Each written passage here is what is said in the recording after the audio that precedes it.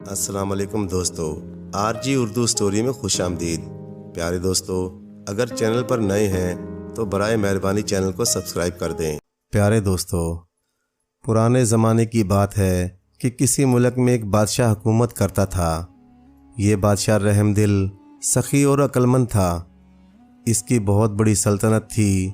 کام لائق وزیروں نے سنبھال رکھا تھا، جس سے بادشاہ سلطنت کے کاموں سے مطمئن ہو کر رعایا کی دیکھ بھال میں اپنا وقت بسر کرتا تھا۔ اس کے ہاں خدا کی دی ہوئی تمام نعمتیں تھیں۔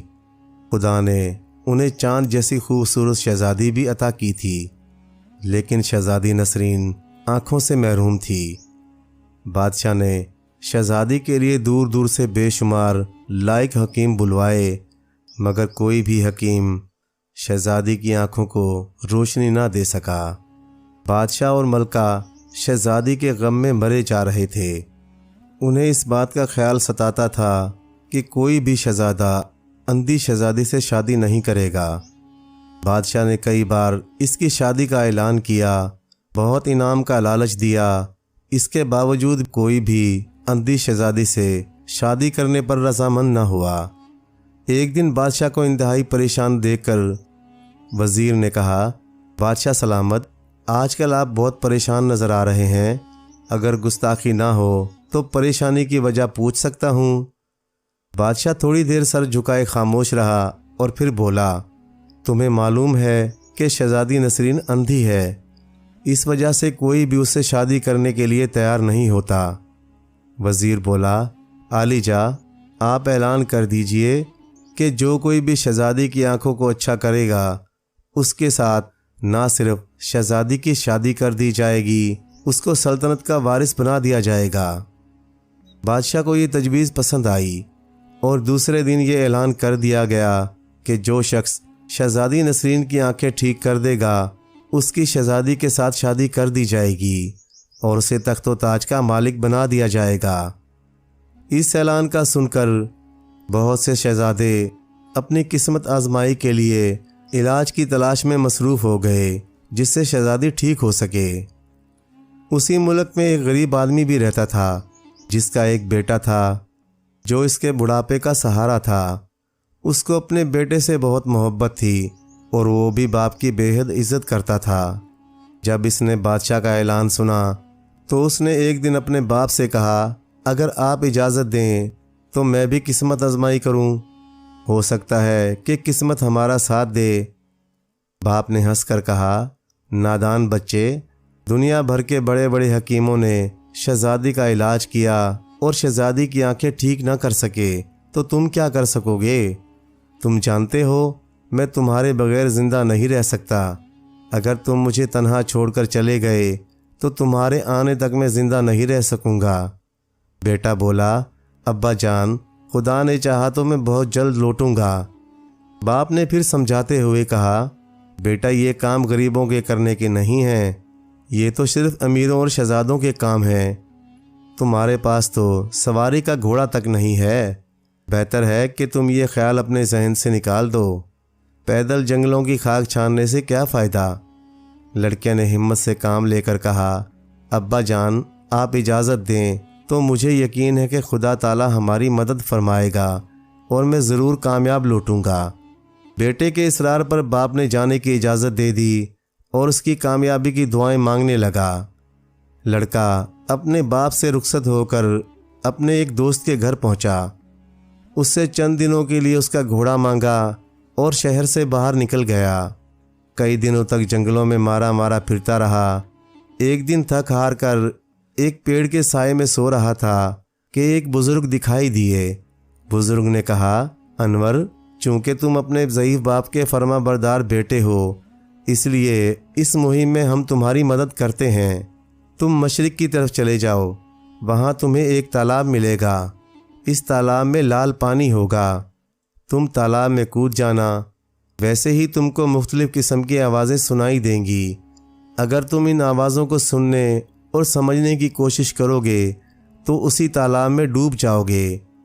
چند ہی منٹ کے بعد کوئی شخص تمہیں نیچے کی طرف کھینچے گا، مگر تم ڈرنا نہیں۔ چند سیکنڈ کے بعد تم اپنے آپ کو ایک سنسان جنگل میں پاؤ گے۔ جنگل میں تم مغرب کی طرف چل دینا، 2 فرلانگ کے بعد تمہیں ایک شیر ملے گا، تم اس کو یہ انگوٹھی دے دینا۔ شیر انگوٹھی دیکھتے ہی تمہارے راستے سے ہٹ جائے گا اور کچھ دور جانے کے بعد تمہیں ایک شاندار عمارت نظر آئے گی۔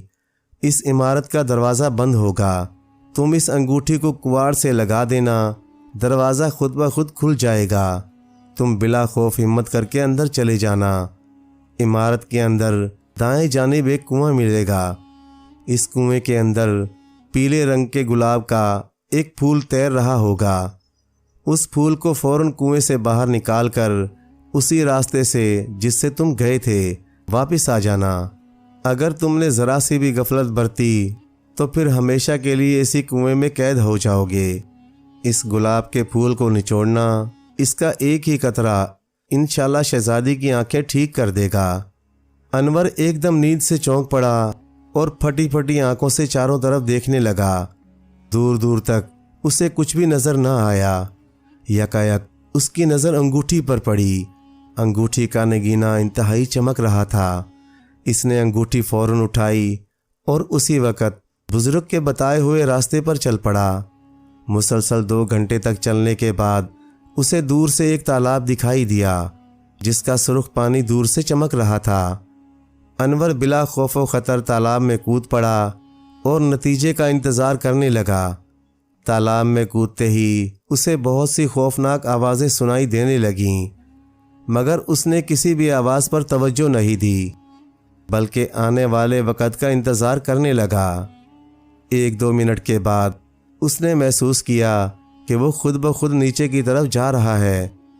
وہ بالکل نہیں گھبرایا۔ چند سیکنڈ بعد جب اس نے آنکھیں کھولیں تو اپنے آپ کو ایک جنگل میں کھڑا پایا۔ وہ بزرگ کے بتائے ہوئے راستے پر مغرب کی طرف چل پڑا۔ راستے میں اسے ایک جنگلی شیر ملا۔ اس نے فوراً وہ انگوٹھی سامنے کر دی۔ جو ہی شیر کی نظر انگوٹھی پر پڑی، شیر اس کے راستے سے فوراً ہٹ گیا اور انور اپنی منزل پر روانہ ہو گیا۔ تھوڑے ہی فاصلے پر اسے ایک شاندار عمارت نظر آئی۔ عمارت کے دروازے پر پہنچ کر تالے سے انگوٹھی رگڑی تو دروازہ خود بخود کھل گیا اور انور بے دھڑک عمارت کے اندر داخل ہو گیا۔ عمارت کے اندر پہنچ کر اس نے کنویں کی تلاش شروع کر دی۔ تھوڑی سی محنت کے بعد اسے کنواں نظر آ گیا۔ اس کے قریب پہنچ کر اس نے اندر جھانک کر دیکھا تو پانی کے اندر پیلے رنگ کا گلاب تیر رہا تھا۔ برابر میں ایک رسی لٹک رہی تھی۔ انور خدا کا نام لے کر اس کے ذریعے کنویں میں اتر گیا۔ کنویں میں اترنے کی دیر تھی کہ اسے بے پناہ شور و غل سنائی دیا، مگر اس نے شور و غل کی پرواہ کیے بغیر جیسے ہی اس نے پھول کو ہاتھ لگایا، گھبرا کر ہاتھ پیچھے ہٹا لیا کیونکہ پھول آگ کی طرح گرم تھا۔ وہ تھوڑی دیر تک سوچتا رہا کہ پھول کس طرح حاصل کیا جائے۔ جب دوبارہ اس نے پھول توڑنے کے لیے ہاتھ بڑھایا تو پھول کو چھونے سے اس کی انگوٹھی بھی اس کے ساتھ مس ہو گئی اور پھول ایک دم ٹھنڈا ہو گیا۔ اس نے آگے ہو کر پھول کو پکڑ لیا اور کنویں سے باہر نکال لایا۔ تھوڑی دیر بعد جب وہ عمارت سے باہر تھا، شور و غل کی آوازیں اب بھی سنائی دے رہی تھیں، لیکن اسے گلاب پھول پا کر کسی بھی بات کا خیال نہیں رہا۔ وہ تیز تیز قدم اٹھاتا ہوا تالاب کے قریب پہنچا، لیکن وہاں اب تالاب موجود نہیں تھا۔ اس کا گھوڑا ایک درخت کے نیچے کھڑا تھا۔ وہ گھوڑے پر بیٹھ گیا اور دوڑتا ہوا اپنے ملک کی طرف چل پڑا۔ راستے میں ایک جگہ وہ سستانے کے لیے رک گیا۔ تھوڑی دیر بعد اس کی آنکھ لگ گئی۔ وہی بزرگ خواب میں آئے اور کہا، بیٹا، اللہ کے فضل و کرم سے تم اپنے مقصد میں کامیاب رہے۔ اب یہ انگوٹھی مجھے دے دو کیونکہ اب یہ تمہارے لیے بیکار ہے۔ انور نے بزرگ کا بہت بہت شکریہ ادا کیا اور اس کی آنکھ کھل گئی۔ دیکھا تو انگوٹھی غائب تھی۔ تھوڑے دنوں کے بعد وہ اپنے ملک میں پہنچ گیا اور سیدھا بادشاہ کے پاس پہنچ کر اسے خوشخبری سنائی۔ بادشاہ اسے شہزادی کے محل میں لے آیا۔ انور نے پھول کے عرق کے چند قطرے شہزادی کی آنکھوں میں ٹپکا دیے۔ شہزادی خوشی سے چیخ اٹھی، ابا جان، اب میں سب کو دیکھ رہی ہوں۔ اب تو بادشاہ کی خوشی کا کوئی ٹھکانہ نہ تھا۔ اور وہ خدا کا شکر بجا لایا اور اپنے وعدے کے مطابق انور کی شادی شہزادی کے ساتھ کر دی، اور کچھ عرصے کے بعد انور کو تخت و تاج سپرد کر کے خود یاد الہی میں مصروف ہو گیا۔ خدا کی شان، ایک غریب آدمی کا بیٹا اس ملک کا بادشاہ تھا، اگرچہ اس کا بوڑھا باپ اب اس دنیا میں نہ تھا۔ جنت میں اس کی روح بیٹے کی کامیابی پر خوش ہو رہی تھی۔ پیارے دوستو، کہانی اچھی لگے تو لائک کریں، چینل کو سبسکرائب کر دیں، اور مزید اسی طرح کی قصے کہانیاں دیکھنے کے لیے دیکھتے رہیں RG اردو اسٹوری۔ شکریہ۔